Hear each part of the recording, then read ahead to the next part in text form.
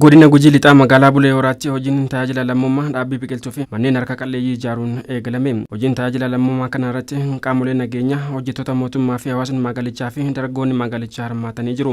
Namoonni hojii tajaajila lammummaa kana irratti hirmaatan biqiltuun dhaabanii rooba harkisuu fi faalama qilleensaa ittisuu fi kan gargaaru ta'uu simanii jiru.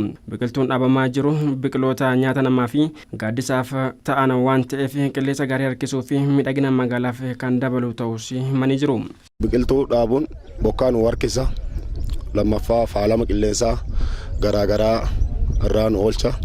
Akkasumas biqiltuu dhaabuun fakkeenyaaf biqiltuun gaafa dhaabamee naannoo bu'aa buusuutti argame tokkoffaa magariisummaa isaa nagaa biyyaatiif lammaffaa bareedina naannootiif oola waan ta'eef.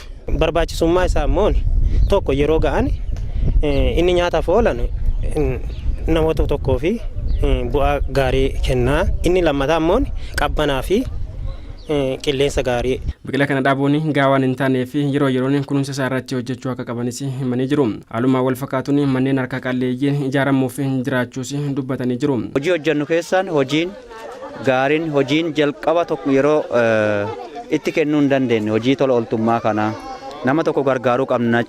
Amma mana warra maatii nama 7 ijoollee 5 dhiira 4 fi dubara tokko kan qaban abbaa manaatii fi haadha manaa dabalatee maatii 7 fi mana xiqqaa haa ta'u qorqoorroo baalaa 20 injaara jenne karoorfanne karoora san guyyaa har'a jalqabne. Dargaggoonni magaalichaa bulchiinsa magaalichaa waliin qindaa'uun hojiiwwan tajaajila lammummaa garaagaraa irratti hojjechaa jiraachuu simanii jiru. Maatii dadhabaa kan ta'e hojii bulchiinsa magaalichaan hojjeteefis galateeffatanii jiru. Mana kana keessa nuti nama 7 bulaa turre. Manni baay'ee dhiphaa.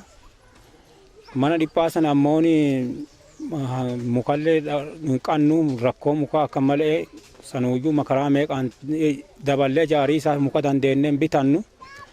Kanaaf ammoo karra jiru waaroo akka teenee horanneerra tadhibii tarree qaxxalachuuf waaroo sanii bitatiisaaf yoo tun tarsaatellee waan akka malee rakkannee yaaddaa turre. Guyyaa har'aa manni qorqoorroon ijaaramuu waan jammarameef mana dhiphaarraa mana bal'aa waan manni keenyallee jijjiirameef gammada guddaan. Itti gaafatamaan kilaastara qonnaa magaalaa Bulee Horaa kan ta'an obbo Gannaalee Uddeessaa biqiltuun asharaa magariisaa bara kana 55 dhaabamee jiraachuu kan himan yoo ta'u kunuunsa isaa fi qindoominaan hojjechaa jiraachuu himanii jiru. Mukkeen nuti dhaabuu isaaf karoorfanne muka nyaataaf oolanuu fi bareedina magaalaatii oolan yoo ta'u san keessaati muki har'a guyyaa har'aa kana nuti asitti dhaabne abukaatoon dhaabamee jira. Hindeensi dhaabamee jira, akishaan dhaabamee jira, akkasumas ammoo panchuwaal muki jedhamu immoo dhaabamee jira. Bara kana akka magaalichaatti hojii tajaajila lammummaa gannaatiin biqiltuun 500 fi manneen harka qalleeyyii 18 gandoota magaalichaa hunda keessatti ijaaramuuf hojjetamaa jiraachuu kantiibaan magaalaa Bulee Horaa obbo Yaatanii Barrisoo himanii jiru. 500 oli biqiltuu hin dhaabnee karoorfannee turre. San keessa abukaadoon jira, maangoon jira. Biqiltuun miidhagina adda addaa ta'an jirani. Kanaaf akka waliigalaatti haga ammaatti biqiltuun dhuunfaan dhaabaman kan mootummaan dhaabaman manneen barnootaa keessa kan jiran baay'ee isaa walumaa galatti gara parsantii 55 deemnee jira akka magaalaa keenyaatti ka jedhu qaba. Dabalataan immoo karoora keenya hojii gannaa kana keessa hojiin karoorfannee jiru tokko hojii mana dadhabaa ijaaruuti. Dabalataan suphuudha walumaa gala ijaaru suphuu walitti akka magaalaa keenyaatti gara 18 karoorfannee turre. Abbootiin qabeenyaa fi hawaasni magaalichaa namoota rakkataa ollaa isaanii jiran hojii tajaajila lammummaatiin akka deeggaranii fi obbo Yaataniin dhaamanii jiru.